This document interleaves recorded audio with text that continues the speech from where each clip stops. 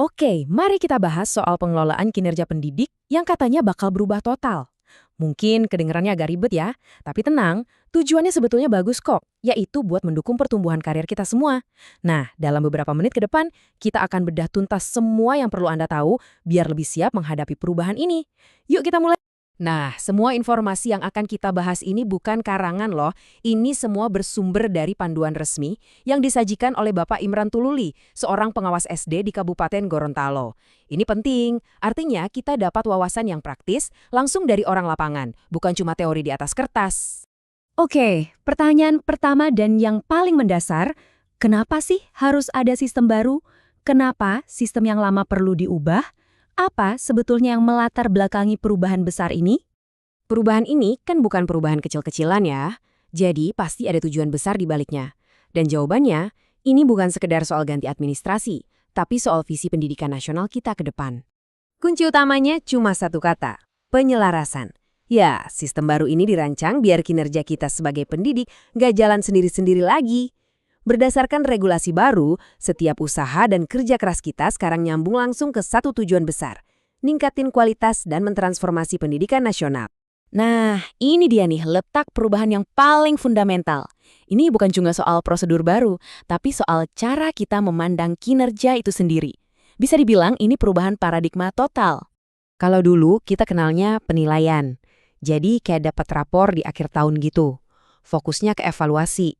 Nah sekarang fokusnya digeser ke pengembangan. Jadi ini bukan lagi soal menghakimi yang sudah lewat, tapi sebuah proses yang terus-menerus buat bantu kita tumbuh dan jadi lebih baik sepanjang tahun. Pola pikir baru ini punya 5 prinsip utama. Pertama, fokusnya pengembangan, bukan cuma menilai. Kedua, prosesnya jalan terus, gak cuma di awal dan akhir. Ketiga, harus ada dialog yang intensif. Keempat, kinerja kita harus mendukung tujuan sekolah atau organisasi. Dan yang terakhir yang paling penting, fokusnya pada hasil dan kualitas, bukan sekedar yang penting tugas selesai. Oke, setelah kita paham pola pikir barunya, sekarang gimana prakteknya? Mari kita lihat seperti apa siklus pengelolaan kinerja kita dalam 1 tahun ke depan. Coba deh, bayangin ini sebagai peta perjalanan kinerja Anda selama setahun. Ada 5 tahapan utama yang saling nyambung, membentuk sebuah siklus yang terus berputar, dari persiapan di awal sampai tindak lanjut di akhir tahun. Kelima tahapan itu adalah pra-perencanaan, lanjut ke perencanaan, lalu pelaksanaan dan pembinaan, kemudian penilaian, dan ditutup dengan tindak lanjut. Yuk, kita lihat satu persatu secara ringkas. Semuanya dimulai dari sini. Fondasinya dulu, pra-perencanaan. Kuncinya, simple.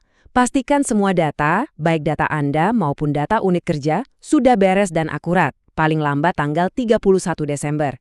Ini penting banget biar start di tahun depan mulus. Oke, masuk bulan Januari, kita masuk ke tahap perencanaan. Ini adalah waktu buat duduk bareng sama atasan, diskusi, dan menyepakati target-target kinerja. Semua kesepakatan ini nantinya bakal dituangkan dalam satu dokumen penting yang namanya SKP. SKP itu apa sih? SKP itu singkatan dari sasaran kinerja pegawai. Gampangnya, anggap aja ini semacam kontrak kesepakatan antara Anda dan atasan. Isinya tentang apa yang mau kita capai dan bagaimana cara mencapainya selama 1 tahun ke depan. Di dalam SKP, ada 2 bagian utama. Pertama, hasil kerja.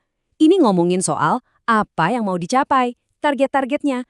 Kedua, ada perilaku kerja. Nah, ini ngomongin soal bagaimana cara kita mencapainya. Yang dasarnya adalah 7 nilai inti ASN berakhlak.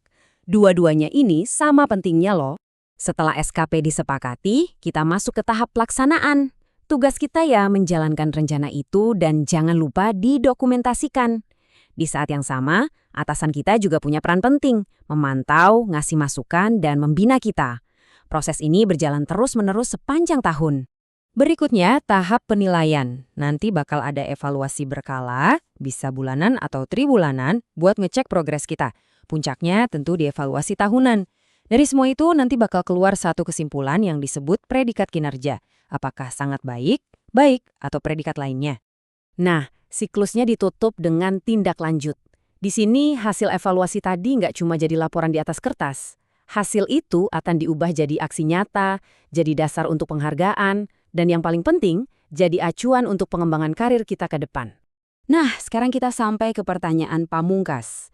Terus semua ini ngaruhnya ke karir saya apa? Oke, mari kita sambungkan benang merahnya. Alurnya sebenarnya simpel dan jelas banget. Predikat kinerja yang Anda dapat di akhir tahun itu bakal diubah jadi angka kredit tahunan. Anggap aja angka kredit ini semacam poin profesional Anda. Nah, poin inilah yang nantinya jadi tiket utama untuk kenaikan pangkat dan jenjang jabatan. Jadi, ini poin yang harus kita pegang erat-erat. Predikat kinerja Anda itu punya dampak langsung ke pengembangan karir dan kenaikan pangkat. Paham sistem ini artinya Anda lagi megang kunci untuk masa depan profesional Anda. Terakhir, mari kita intip sedikit ke masa depan. Gimana sih teknologi bakal mendukung semua proses pengelolaan kinerja yang baru ini? Rencananya, ke depan semua proses ini bakal didukung sama sistem informasi yang terintegrasi. Artinya, data kinerja kita nanti bakal nyambung langsung sama sistem kepegawaian nasional. Tujuannya, biar lebih transparan, efisien, dan ujung-ujungnya mempermudah jalan karir kita semua, sekaligus memajukan pendidikan nasional. Jadi, jelas ya, sistem baru ini sebetulnya bukan sekedar urusan administrasi. Ini adalah sebuah kerangka kerja yang dirancang untuk pertumbuhan profesional kita. Pertanyaannya sekarang bukan lagi, apa itu sistem baru? Tapi, bagaimana saya akan memanfaatkan sistem ini untuk terus belajar dan berkembang?